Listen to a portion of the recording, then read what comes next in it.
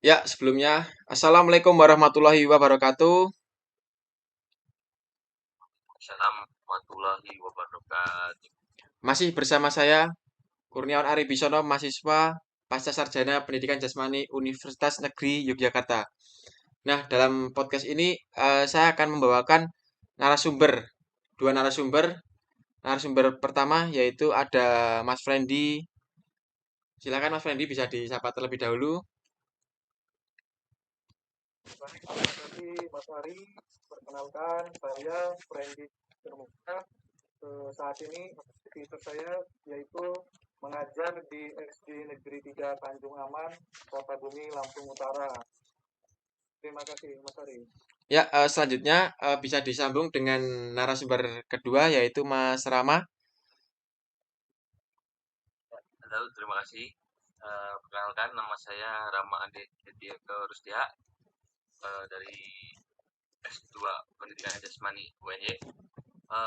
Kegiatan yang sedang saya lakukan yaitu melatih sebuah klub voli di Sleman. Gitu, Pak. Salam kenal semuanya.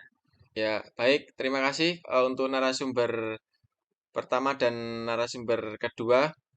Baik, kali ini eh, saya selaku moderator akan membawa acara podcast pada hari ini. Nah, pada hari ini itu kita membahas tentang eh, meningkatkan meningkatkan pembelajaran abad ke-21, meningkatkan lingkungan belajar abad ke-21.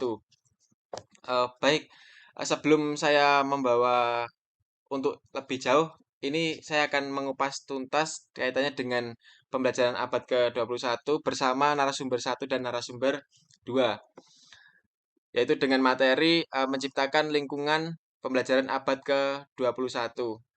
Apa sih yang dimaksud dengan abad ke-21, pembelajaran abad ke-21? Pada teknologi pembelajaran yang kaitannya dengan pembelajaran di sekolah-sekolah.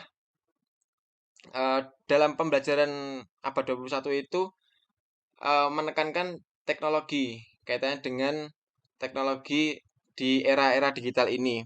Sehingga pada pembelajaran ini sangat menarik dengan menggunakan teknologi-teknologi sehingga siswa-siswi itu lebih giat dalam melaksanakan pembelajaran. Nah, ini ada beberapa pertanyaan dari saya kaitannya dengan mengupas tuntas pembelajaran meningkatkan lingkungan lingkungan pembelajaran abad ke-21.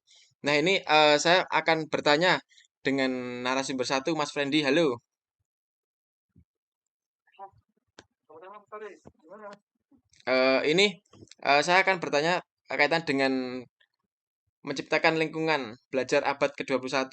Nah, ini saya akan memberikan pertanyaan yang akan kita kupas tuntas di acara ini. Ya, yang pertama, mengapa menciptakan lingkungan belajar abad ke-21 itu sangat penting untuk siswa saat ini? Baik, terima kasih Mas Ari. Eh, Menciptakan lingkungan belajar itu untuk zaman sekarang itu sangat penting dikarenakan pengaruh-pengaruh media sosial, pengaruh-pengaruh teknologi, pengaruh lingkungan belajar yang saat ini menggunakan teknologi itu bisa menyesuaikan, mengkondisikan dengan siswa-siswa agar mereka mampu berinovasi pada saat pembelajaran, agar mereka mampu menguasai teknologi pada saat pembelajaran, agar mereka juga mampu mencari sumber informasi yang sangat luas, bisa melalui YouTube, sumber belajarnya atau menggunakan internet, bahkan bisa menggunakan pengalaman mereka pribadi. Jadi itu yang saya ketahui, Mas Ari. Terima kasih. Ya, terima kasih untuk Mas Frendi. Selanjutnya untuk narasumber dua nih, pendapat apa yang Mas Rama ingin utarakan kaitannya dengan mengapa menciptakan lingkungan belajar abad ke-21 itu sangat penting untuk siswa saat ini? Silakan Mas Rama. Jadi, ada satunya ya, karena kita tahu sendiri dunia perkembangan ini dengan sangat cepat dan teknologi semakin maju. Oleh karena itu, para siswa perlu dilatih dalam keterampilan yang dibutuhkan untuk menghadapi dunia semakin maju dengan era digitalnya, seperti keterampilan teknologinya, keterampilan kreatifnya, keterampilan mengelola informasi, dan lainnya. Dan menciptakan lingkungan belajar abad 21 juga akan membantu siswa untuk menjadi lebih siap untuk atau lebih siap mengejar karir dan kehidupan yang sukses di masa akan datang. Mungkin gitu Ya, berarti dari saya. untuk abad 21 ini lebih mengedepankan teknologi. Ya mungkin untuk pembelajaran di sekolah itu dulu pada abad 20 itu menggunakan papan tulis mungkin. Papan tulis terus menggunakan kapur yang dulu sewaktu saya masih SD itu masih menggunakan kapur dan sewaktu saya mengikuti PPG Perjabatan ketika saya itu berbagi pengalaman ya, itu saya PPL. PPL itu eh, pembelajaran itu sekarang udah diubah. Sekarang udah menggunakan proyektor, udah menggunakan eh, untuk editing itu bisa menggunakan Canva. Canva, lalu juga sekarang udah ada teknologi yang baru itu kaitan dengan penggunaan capcut editing itu sekarang itu kita bisa melakukan ngobrol di depan layar. Nah, terus itu dimasukkan ke capcut dan ada apa editing itu bisa muncul tulisan tulisan tersendiri. Nah, terus berarti ini lebih ke eh, teknologi ya, teknologi modern di era zaman digital. Nah, selanjutnya ada pertanyaan berikutnya nih. Eh, untuk narasumber pertama, Mas Friendly, bagaimana cara mendorong kerjasama dan inovasi di lingkungan belajar abad ke-21? Silakan untuk Mas Friendly. Jadi dalam menciptakan lingkungan belajar untuk kerjasama yang baik, kita perlu dorongan yang baik juga. Misalkan antara guru dan siswa, antara sekolah dan guru, antara wali murid dan lingkungan belajar dan masyarakat harus seimbang atau balance. Harus ada kerjasama yang baik dalam pembelajaran 20 itu dapat pembelajaran yang efektif, efisien, dan kreatif. Bagaimana caranya supaya kita mewujudkan semua? Yaitu dengan kita harus mempunyai inovasi-inovasi pembelajaran yang menarik, model-model pembelajaran yang menarik. Seperti apa? Banyak sekali model-model pembelajaran yang menarik. Ada PBL, ada PJBL, ada pembelajaran STEAM, dan ada model inquiry. Jadi mereka mencari informasi berbagai sumber dari pengalamannya sendiri. Terima kasih. Ya, terima kasih atas jawaban dari perbincangan mengupas tuntas ini. Ya, selanjutnya saya bertanya ke narasumber kedua ini, Mas Rama. Kaitannya dengan bagaimana cara mendorong kerjasama dan inovasi di lingkungan pada abad pembelajaran ke-21. Terima kasih. Ya, jawabannya sama seperti yang Pak Frendi utarakan. Saya mungkin menambahkan saja. Mungkin dengan cara mengadopsi pendekatan pembelajaran yang kreatif dan kolaboratif akan memudahkan untuk para guru akan bisa bekerja sama dengan siswanya. Menggunakan metode pembelajaran yang menarik juga, interaktif, inovatif, itu juga termasuk untuk mendorong kerjasama di lingkungan belajar abad 21. Tentunya juga guru juga bisa memperkenalkan kepada peserta didiknya yaitu teknologi digital dan alat-alat bersama online lainnya seperti contohnya Zoom, Google Classroom, sehingga mereka memiliki kesempatan untuk terlibat dalam kerjasama dan kolaborasi di dalam atau di luar kelas tersebut. Mungkin begitu tanggapan. Ya, terima kasih atas Saya. jawaban Mas Rama. Nah, ini berarti kan siswa itu dituntut untuk bisa menguasai teknologi-teknologi yang mungkin dimunculkan di abad 21 ini. Sehingga siswa itu dapat menguasai dan dapat belajar sesuai keinginan. Mungkin sekarang pembelajaran berpusat pada peserta didik. Nah, selanjutnya guru pun juga dituntut untuk eh, melek dalam teknologi ini. Sehingga dengan guru menciptakan teknologi-teknologi dalam pembelajaran itu, siswa dapat merasa nyaman, dapat diberi feedback dari guru kaitannya dengan pembelajaran. Nah, selanjutnya ada pertanyaan berikutnya.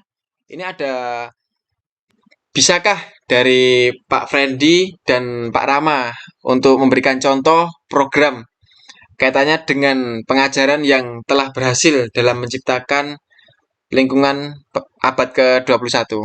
Untuk Pak Rama sebagai narasumber kedua dan Pak Friendly sebagai narasumber pertama. Untuk Pak Friendly silakan untuk diutarakan terlebih dahulu. Terima kasih Mas Ari atas kesempatannya.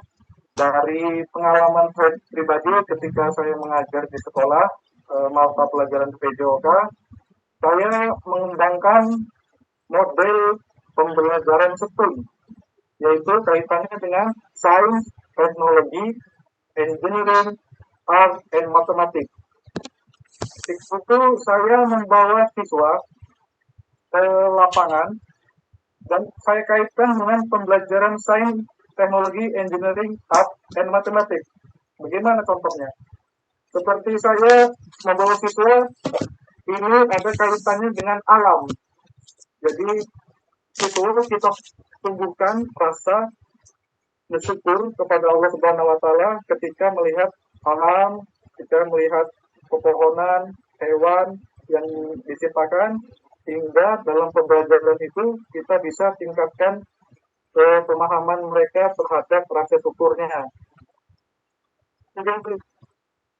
Kita bisa menggunakan mesin apa aja contohnya dalam pembelajaran PJOK, kaitan dengan menggunakan metro untuk jarak antara satu dengan yang lainnya, untuk mengukur tinggi badan mereka sendiri, untuk mengukur berat badan sendiri, dan kita juga bisa mendokumentasikannya menggunakan HP.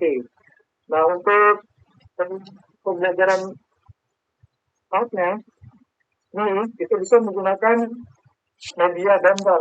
Bagaimana mereka juga bisa menciptakan gambar-gambar visual yang menarik, menciptakan visualisasi yang mereka tuangkan ke dalam kertas dan matematik. Nah, kita bisa gabungkan kaitan dengan pembelajaran matematik, yaitu dengan cara games atau game pemain. Kita buat barisan hingga angka 14, jadi yang dari 4 pindah ke angka 1. Begitu jika dikaitkan dengan pembelajaran STEAM. Terima kasih Mas Ari. Ya, selanjutnya untuk narasumber kedua, untuk saudara Mas Rama, kami persilakan. Mungkin pengalaman kurang dalam mengajar, tapi sebelumnya saya waktu S1 pernah melakukan PPL,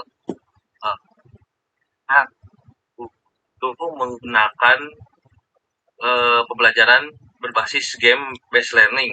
Itu pembelajaran berbasis game yang memberi kesempatan kepada siswa untuk melatih keterampilan mereka secara kreatif dan menyenangkan, seperti berpikir kritis, melakukan seperti memecahkan masalah dan penyelesaian masalah. Siswa menjalankan tujuan sambil bermain game atau memecahkan tantangan.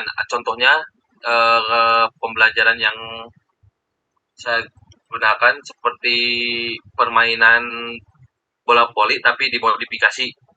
Jadi contohnya permainan bola voli dengan misalnya siswa ada 20 dibagi menjadi 5 tim, jadi 5 tim 4 tim.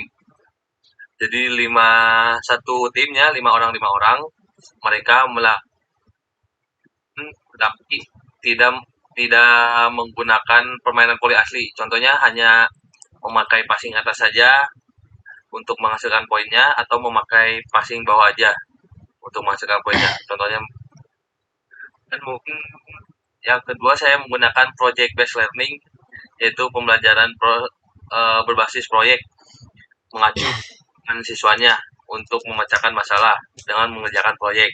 Jadi saya pernah menugaskan kepada siswa-siswa SMP PPL itu untuk membuat sebuah karya video tentang olahraga, dan mereka melakukannya itu dengan cara menggunakan konten Teachmate.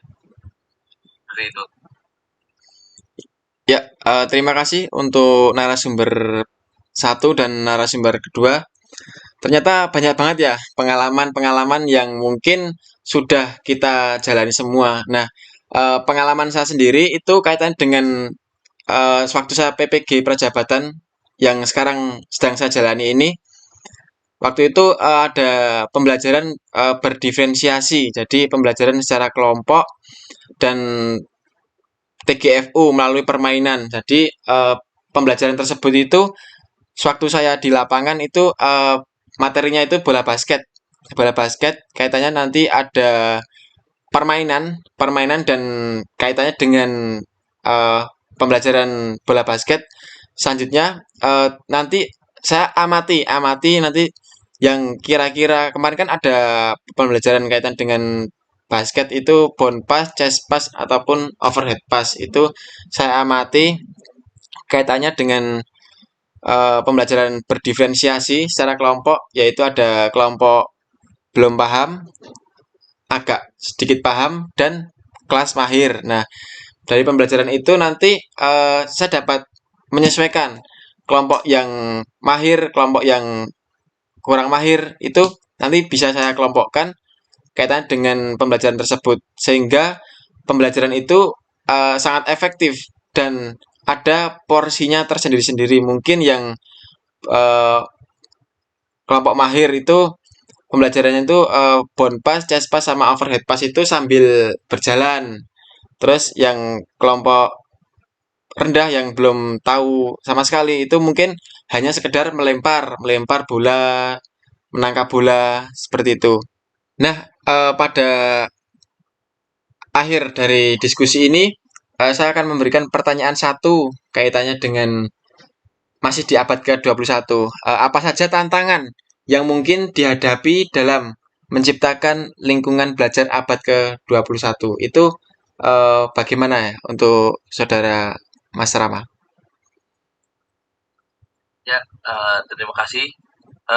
Tantangannya ya, meskipun teknologi adalah hal yang penting dalam menciptakan lingkungan belajar abad 21 ini, ada banyak tantangan dalam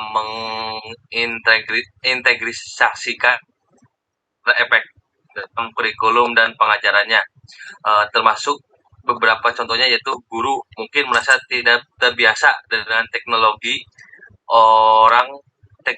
terbaru tentang keterampilan untuk meningkatkan keterampilan guru dalam menggunakan teknologi dan metode pembelajaran abad 21 ini akan menjadi tantangan yang besar. Banyak guru di luar sana teruntuk lagi guru yang udah bukan generasi Z ini masih tidak memiliki keterampilan seperti teknologi, problem solving, dan keterampilan kreatif yang dibutuhkan untuk menciptakan lingkungan belajar yang lebih interaktif dan aplikatif. Mungkin seperti itu kalau tanggapan saya tentang tantangan itu. Mungkin lebih di apa ya, guru-guru tuh lebih bisa mengikuti zaman agar pembelajaran abad 21 ini tercipta, mungkin begitu. Ya, terima kasih untuk Mas Rama. Ya, selanjutnya untuk Mas Friendly, apakah ada yang diutarakan kaitan dengan apa saja tantangan yang mungkin dihadapi dalam menciptakan lingkungan belajar abad ke-21? Terima kasih. Untuk menanggapi pernyataan dari Mas Rama tadi, memang semua guru-guru senior, bahkan yang guru-guru yang terdahulu, mungkin mengalami kesulitan dalam menguasai teknologi ketika menciptakan lingkungan belajar abad 21. Mengapa begitu? Yang pertama mungkin karena sumber daya manusianya tersendiri, sehingga mereka kesulitan mengalami kendala belajar. Yang kedua adalah mungkin keterbatasan anggaran sekolah yang sekolahnya tersebut tidak memiliki alat-alat teknologi seperti laptop, seperti proyektor, maupun bahkan ada sekolah yang belum mempunyai listrik. Sehingga dalam proses pembelajaran untuk menciptakan lingkungan abad ke-21 itu mengalami kesulitan. Kalau dari gurunya sendiri tidak mampu atau tidak mau mengkreasikan, bahkan mereka menginovasikan pembelajaran, maka pembelajaran tidak akan berhasil. Maka dari itu, guru harus mampu mempunyai inovasi dan pengalaman yang baik dan menarik agar walaupun keterbatasan teknologi, walaupun keterbatasan anggaran, jika gurunya mampu menciptakan inovasi-inovasi pembelajaran dengan alat-alat yang dimodifikasi, mereka mampu menciptakan pembelajaran tersebut dengan baik dan maksimal. Terima kasih Mas Rama dan Mas Ari. Ya, selanjutnya untuk guru zaman dulu sama abad 20 sama 21 itu berarti guru itu harus dituntut keras dalam melek teknologi ya, Pak Friendly. Karena mengikuti perkembangan kurikulum. Jadi kurikulum itu setiap tahun tergantung kebijakan daripada pemangku kebijakan. Sehingga apabila kita diberikan kurikulum A atau kurikulum B, maka kita setiap sekolah dan guru harus mengikuti perkembangan zaman itu. Mau tidak mau, suka tidak suka, kita harus tetap mengikuti perkembangan zaman seperti itu. Bahkan banyak sekali di luar sana yang ingin belajar, ingin menguasai teknologi. Kenapa kita sebagai anak muda, sebagai generasi penerus bangsa tidak mau belajar teknologi agar mereka juga bisa menciptakan lingkungan belajar ke abad 21 yang lebih menarik dengan konten-konten yang bagus. Terima kasih. Ya, sedikit tambahan kaitannya dengan abad ke-21 teknologi itu sekarang itu banyak ya aplikasi-aplikasi yang mungkin di sosial media ada eh, TikTok, ada Instagram, terus juga ada YouTube, mungkin ada kalau suara itu SoundCloud ataupun Spotify.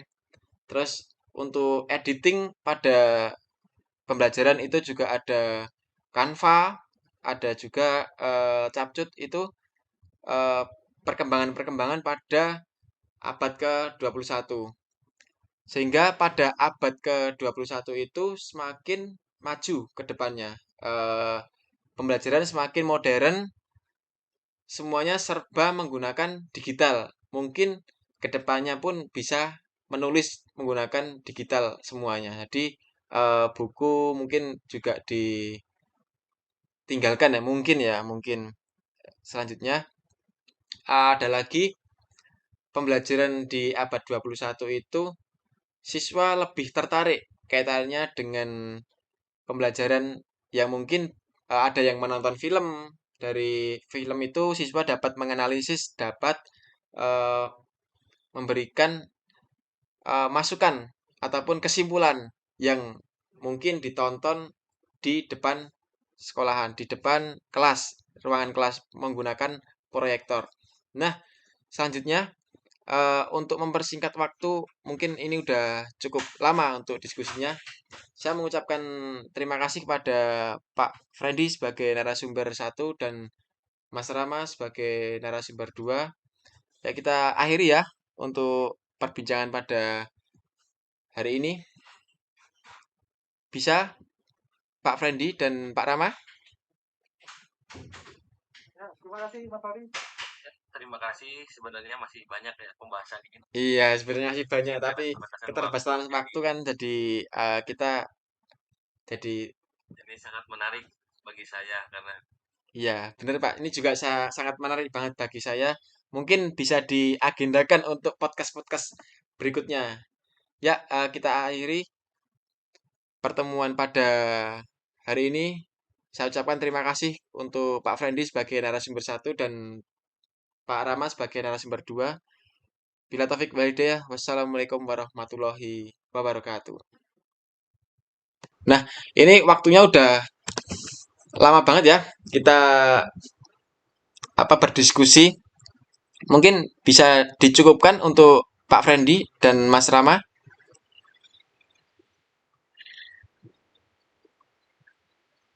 Ya, terima kasih. Bisa ya? Sesi debat. Oh ya, selanjutnya ya saya gimana Pak? Ya, Harusnya sesi debat. siap. Oke, saya mengucapkan terima kasih kepada Pak Freddy yang mau mengutarakan pengalaman-pengalamannya serta ilmunya, dan saya juga mengucapkan terima kasih untuk Pak Rama yang telah mengutarakan pengalaman-pengalaman juga. Cukup sekian untuk podcast pada kali ini. Untuk podcast kali ini kami cukupkan.